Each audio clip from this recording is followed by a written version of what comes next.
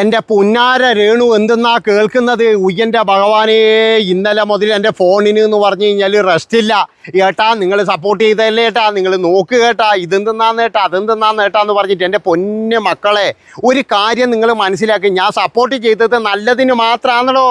ഞാൻ നല്ലത് മാത്രമേ സപ്പോർട്ട് ചെയ്തിട്ടു, അല്ലാതെ എല്ലാ കാര്യത്തിനും പോയിട്ട് സപ്പോർട്ട് ചെയ്യാൻ പറ്റുമോ? ഞാനെന്നാ കണ്ണു കൊട്ടണം കേട്ടാ. നിങ്ങളൊന്നും പറയാറുണ്ട്, ഞാനും കാണുന്നില്ലേ ഇതൊന്നും, ഞാനും കേൾക്കുന്നില്ലേ. അതുകൊണ്ട് തന്നെ എന്ന് പറഞ്ഞ് എല്ലാ കാര്യത്തിനും പോയിട്ട് നമുക്കിങ്ങനെ സപ്പോർട്ട് ചെയ്യാൻ കഴിയില്ല. ഇന്നലെ ഇപ്പോഴെന്ന് പറഞ്ഞാൽ ചില ആൾക്കാർ പറയുന്നത് കേട്ടപ്പോൾ തന്നെ ഇതിനു മുന്നേ തന്നെ എനിക്ക് ചില കാര്യങ്ങളൊക്കെ മനസ്സിലായിനി. അതായത് ഇവരുടെ കൂടെ നിൽക്കുന്ന, ഇവരെ രക്ഷപ്പെടുത്തും എന്ന് പറയുന്ന, അല്ലെങ്കിൽ ഇവർക്ക് വേണ്ടിയിട്ടാണ് കൂടെ നിൽക്കുന്നത്, ഇവരെ ആക്രമിക്കുമ്പോഴും നമ്മൾ കൂടെ നിൽക്കുന്നത് എന്നൊക്കെ പറയുന്ന ടീമിൻ്റെ ഉദ്ദേശം എന്താണെന്ന് ഇവർ പണ്ടൊരിക്കാൻ മറ്റേ ഈ സാധനത്തിന് പോയില്ലേ, ഏതിന്, മറ്റേ ഈ നടത്തത്തിന് പോയില്ലേ, ഈ നടത്തത്തിന് പോയില്ലേ പണ്ട് മറ്റേ കൊച്ചിയിൽ, അതാരാ കൊണ്ടുപോയത്? ആ കൊണ്ടുപോയവരുടെ ഉദ്ദേശം എന്താണ്? അവിടെയൊക്കെ ഒന്ന് പരിചയപ്പെടുത്താം, അങ്ങോട്ടൊക്കെ ഒന്ന് കൊണ്ടുപോവാ എന്നൊക്കെ കരുതിയിട്ടാണ്.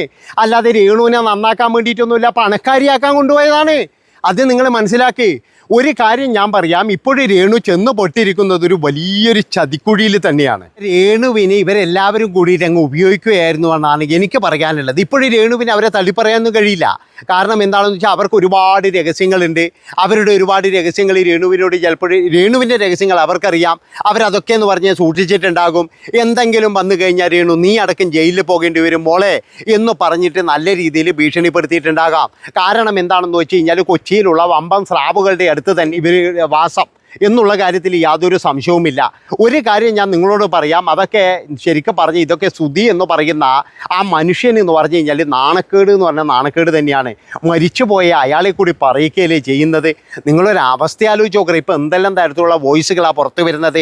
ഇനിയിപ്പോൾ ഈ വോയിസുകളെല്ലാം തെറ്റാണെങ്കിൽ രേണു പോയിട്ട് അതിനെതിരെ വരുമല്ലേ വേണ്ടത്, അല്ലാതെ നിർത്തിപ്പോടാം ഇങ്ങനെയാണോ പറയേണ്ടത്?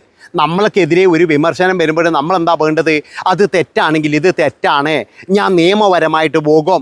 അതായത് ഇതിന് മുന്നേ എന്ന് പറഞ്ഞാൽ ഹനാൻ വന്നപ്പോഴും രേണു അത് തെറ്റാണെന്ന് പറഞ്ഞില്ല, അല്ലെങ്കിൽ മറ്റുള്ളവർ വന്നപ്പോഴും അത് തെറ്റാണെന്ന് പറഞ്ഞില്ല. അപ്പോൾ ഇവരുടെ ജീവിതത്തിൽ എന്തൊക്കെയോ ഉണ്ട്, എന്തൊക്കെയോ ഇവരെ മറയ്ക്കാൻ വേണ്ടി ശ്രമിക്കുന്നു. ഇങ്ങനെയാണ് പോക്കെങ്കിൽ എൻ്റെ പൊന്നു കുഞ്ഞു പെങ്ങളെ എങ്ങനെയൊന്നും സപ്പോർട്ട് ചെയ്യാൻ നമുക്ക് പറ്റൂല. കാരണം എന്താ വെച്ചാൽ നമ്മളൊക്കെ അധ്വാനിക്കുന്ന ജനവിഭാഗത്തിനുള്ള സപ്പോർട്ടിംഗ് ആണ്.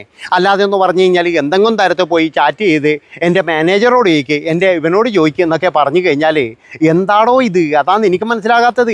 എന്തൊക്കെയാണ് കാട്ടിക്കൂട്ടുന്നത്? പൈസക്ക് വേണ്ടിയിട്ടാണ്. ഇങ്ങനെയാണോ പൈസ ഉണ്ടാക്കുന്നത്? ഈ പൈസ കൊണ്ട് ആ ചെറുക്കന് ഭക്ഷണം മേടിച്ച് കൊടുക്കരുതെന്ന് എനിക്ക് പറയാനുള്ളൂ.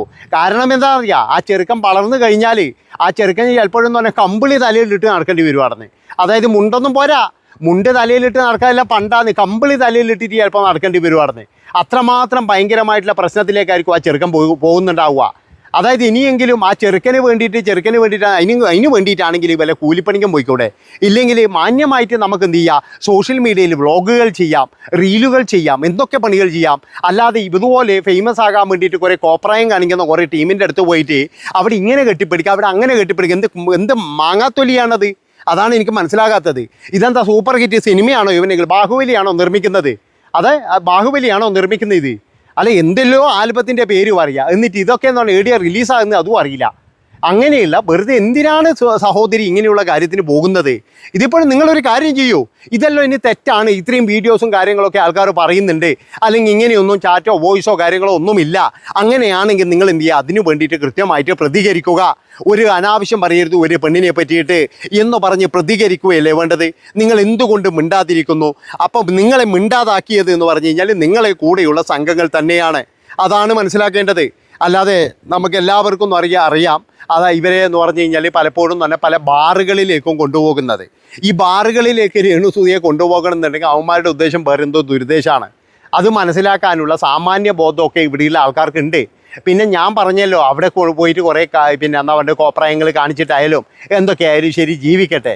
പിന്നെ കുറേ ആൾ പറഞ്ഞതുപോലെ അവർ വിധവയല്ലേ, വിധവ ജീവിക്കട്ടെ. ശരിക്കും പറഞ്ഞാൽ ഇവർ ഭർത്താവ് മരിച്ച എല്ലാ സ്ത്രീകളെയും പറയിക്കുകയാണ് ചെയ്യുന്നത്. അതായത് ഇതുപോലെയുള്ള കുറേ ആഭാസന്മാരുടെ ആഭാസത്തികളുടെയും കൂടിയിട്ട് ഇവർ ശരിക്കും പറഞ്ഞു കഴിഞ്ഞാൽ പറയിക്കുകയല്ലേ ചെയ്യുന്നത്. ഇപ്പോഴെന്തൊക്കെ വാർത്തകൾ ഇതിനിടയ്ക്ക് ഒരാൾ എന്നെ വിളിച്ചു പറഞ്ഞാണ്. അതായത് സുധി ഉള്ളപ്പോൾ തന്നെ എന്ന് പറഞ്ഞാൽ ഇവിടെ പലതും നടന്നിട്ടുണ്ട്, അടി നടന്നിട്ടുണ്ട്, പിടി നടന്നിട്ടുണ്ട്, ആരൊക്കെ ഇത് ചെയ്തിട്ടുണ്ട്. അപ്പോൾ ഒരു കാര്യം ഞാൻ പറയുകയാണ്, കൊല്ലം സുധിയുടെ പൈസ എങ്ങനെയാണ് പോയത് എന്നുള്ളതിൻ്റെ എല്ലാ തെളിവുകളും ഇതിൻ്റെ അകത്ത് തന്നെയുണ്ട്. അയാളുടെ പൈസ കൃത്യമായിട്ടെന്ന് പറഞ്ഞു കഴിഞ്ഞാൽ ഈ രേണു സുധിയെ അടിച്ചുകൊണ്ട് പോയതായിരിക്കും, അല്ലാതെ അയാൾ ഇത്ര ദാരിദ്ര്യത്തിൽ പെടൂല. അപ്പം അയാൾ മരിച്ചത് തന്നെ എന്ന് പറഞ്ഞു കഴിഞ്ഞാൽ അയാളുടെ മനോവിഷമം കൊണ്ട് ചെയ്താമോ ഇനി എന്തെങ്കിലും, അതും പറയാൻ പറ്റൂലായിരുന്നു. ആ വണ്ടിയിലിരുന്ന വേറൊരാൾക്കും ഒന്നും പറ്റിയിട്ടില്ല, ഈ മനുഷ്യന് മാത്രം എന്തോ പറ്റിയത്. ഇനി മനുഷ്യൻ മനോവിഷമം കൊണ്ട് ആടിയെടുക്കും തലയങ്ങാറ്റ് ഇടിച്ചാൽ വയ്യ, അതെൻ്റെ ഒരു സംശയം നടന്ന്. അതായത് ഇങ്ങനെയൊക്കെ ഒരാൾക്ക് മാറാൻ കഴിയുമോ? നമ്മൾക്കിപ്പോൾ എന്ന് പറഞ്ഞു കഴിഞ്ഞാൽ നമുക്കറിയാം എങ്ങനെയും പൈസ ഉണ്ടാക്കാൻ വേണമെങ്കിൽ പെണ്ണുങ്ങൾ വിചാരിച്ചാൽ അങ്ങനെയൊക്കെ ഈ എല്ലാ പെണ്ണുങ്ങളും അങ്ങനെ ആലോചിക്കുമോ? പ്രത്യേകിച്ച് എന്ന് പറഞ്ഞു കഴിഞ്ഞാൽ നല്ല പിടിപാടുള്ള അല്ലെങ്കിൽ കേരളം മുഴുവൻ അറിയപ്പെടുന്ന ഒരു നടൻ, ഒരു മിമിക്രിക്കാരൻ എന്നുള്ള ഉപരി ഒരു മനുഷ്യൻ, ഒരു നല്ലൊരു മനുഷ്യൻ, അയാളുടെ ഭാര്യ ഇതുപോലെ നടക്കുകയെന്ന് പറഞ്ഞു കഴിഞ്ഞാൽ ആ മനുഷ്യനും ആ മനുഷ്യൻ്റെ കുടുംബക്കാർക്കും അതുപോലെ തന്നെ എന്ന് പറഞ്ഞു കഴിഞ്ഞാൽ ആ മനുഷ്യൻ്റെ മക്കൾക്ക് എത്രമാത്രം പിന്നെ വിഷമമുണ്ട് എന്നറിയാം. രേണുവിൻ്റെ വീട്ടുകാർക്കോ വേറെ ആയിരിക്കും ഉണ്ടാവില്ല. കാരണം എന്താ പറയുക, അവർക്കൊക്കെ പൈസ മതിയായിരിക്കും, പൈസ കിട്ടുന്നുണ്ടല്ലോ. പക്ഷേ പൈസേൻ്റെ മുകളിൽ എന്ന് പറഞ്ഞാൽ അഭിമാനം, നാണക്കേട്, ഇങ്ങനെയുള്ള ഒരുപാട് കാര്യങ്ങളുണ്ട്. ഈ പൈസ എന്ന് പറയുന്നത് വെറും കടലാസ് കഷ്ണം മാത്രമാണ്. അത് ഉണ്ടായിക്കഴിഞ്ഞാൽ നമുക്ക് എല്ലാം നേടിയെന്ന് നമ്മൾ വിചാരിക്കരുത്. നിങ്ങളുടെ മകൻ, വളർന്നു വരുന്ന മകൻ, അവൻ എങ്ങനെയായിരിക്കും സമൂഹത്തിൽ നടക്കുക? അവനിങ്ങനെ ഇങ്ങനെ തല കുമ്പിട്ട് നടക്കേണ്ടി വരും. ഒരുപക്ഷെ എനിക്ക് തോന്നുന്നത് എന്താണെന്ന് വെച്ചാൽ ആ ചെറുക്കന് ബുദ്ധി വന്നു കഴിഞ്ഞാൽ നിമിഷം നിങ്ങളെ വിട്ടിട്ട് പോകും. മിക്കവാറും ആ നിമിഷം ആ ചെറുക്കൻ നിങ്ങളെ വിട്ടിട്ട് പോകും. ഒരു ബന്ധവുമില്ല നിങ്ങളുടെ ഇതിലെന്ന് പറയും.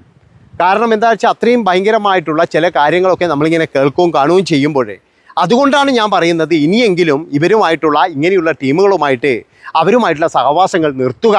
അതായത് അവരൊക്കെ എന്ന് പറഞ്ഞു കഴിഞ്ഞാൽ കുപ്രസിദ്ധി നേടിയവരാണ്, പല കാര്യങ്ങൾക്കും പോയിട്ട് കുപ്രസിദ്ധി നേടിയവരാണ്. തോന്നും പോലെ കല്യാണം കഴിക്കുക, തോന്നും പോലെ കുട്ടികൾ ഉണ്ടാക്കുക, ഇങ്ങനെയുള്ള കുറേ ടീമുകളാണ്. അവരുടെയൊക്കെ കൂടെയുള്ള സഹവാസം വിട്ടുകളാ. ഞാൻ പറഞ്ഞല്ലോ, തൂറിയോനെ ചുമന്നു കഴിഞ്ഞാൽ നമ്മൾ ചുമന്നോമാർ നാറും. ഇപ്പോൾ രേണു ഇപ്പോഴെന്താ ചെയ്യുന്നത് വെച്ചാൽ അവരുടെ ചതിക്കുഴിയിൽ പോയിട്ട് വീണ് അവരിപ്പോഴും രേണുവിനെ വെച്ച് പണം ഉണ്ടാക്കിക്കൊണ്ടിരിക്കുകയാണ്. ഇനിയും ഇത് മനസ്സിലാകുന്നില്ലെങ്കിലോ തുടർന്നു കൊള്ളുക. ഒരു കാലത്ത് വല്ല ജയിലിലോ അല്ലെങ്കിൽ എവിടെയെങ്കിലും ആകുമ്പോഴും മനസ്സിലായിക്കോളുന്നേ എനിക്ക് പറയാനുള്ളൂ. ഇപ്പോഴും നമ്മൾ പറയാനുള്ള കാരണം എന്താ വെച്ചാൽ വീട്ടുകാർ ഒരിക്കലും തിരുത്തൂല, വീട്ടുകാർ ഒരിക്കലും തിരുത്താൻ പോകുന്നില്ല. കാരണം എന്താ, നല്ല പൈസയല്ലേ, നല്ല തുകയല്ലേ വരുന്നത്. അതുകൊണ്ട് അവരൊരിക്കലും പറയില്ല. ഒരു കാര്യം നിങ്ങൾ ആലോചിച്ചു, നിങ്ങൾ സീരിയൽ അഭിനയിക്കാനോ അല്ലെ വേറെ ഒന്നിനും അല്ല പോകുന്നത്. നിങ്ങൾ ഇതുപോലെ തന്നെ എന്ന് പറഞ്ഞാൽ ഇങ്ങനെയുള്ള കുറേ ആഭാസന്മാർ കുറേ എണ്ണം ചേർന്നിട്ട് പലതും നടത്തുന്നത്. അതെന്താണെന്ന് എനിക്ക് പോലും അറിയില്ല ഭഗവാനെ. പിന്നെ വേറൊരു കാര്യം എന്ന് പറഞ്ഞാൽ നിങ്ങൾക്ക് എപ്പോഴും വിചാരിച്ച് കഴിഞ്ഞാൽ സീരിയലിലൊക്കെ ചാൻസ് ഉണ്ട്, ഇഷ്ടംപോലെ കിട്ടും. ഒരു സീരിയലിൽ 2 സീരിയലിലൊക്കെ നിങ്ങൾക്ക് അഭിനയിച്ച് കഴിഞ്ഞാൽ തന്നെ നിങ്ങൾക്ക് നല്ല രീതിയിൽ മകനെ പോറ്റാനുള്ള പൈസയും കിട്ടും.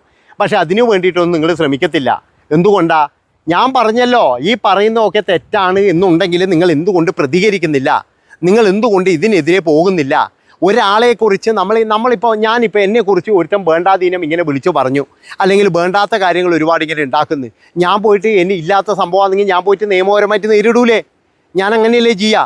അല്ലാതെ എന്ന് പറഞ്ഞ് ഇത് കേട്ടോണ്ടിരിക്കും. അപ്പോൾ എന്തോ ഇതിൻ്റെ അകത്ത് സത്യമുണ്ട്, അതല്ലേ നമ്മൾ വിചാരിക്കേണ്ടത്. അപ്പം നിങ്ങൾ പറയുന്നതിലും നിങ്ങൾ ചെയ്തതിലും എന്തോ ഒരു പ്രശ്നമുണ്ട്. അതുകൊണ്ട് രേണുവിനൊന്നും ചെയ്യാൻ കഴിയുന്നില്ല.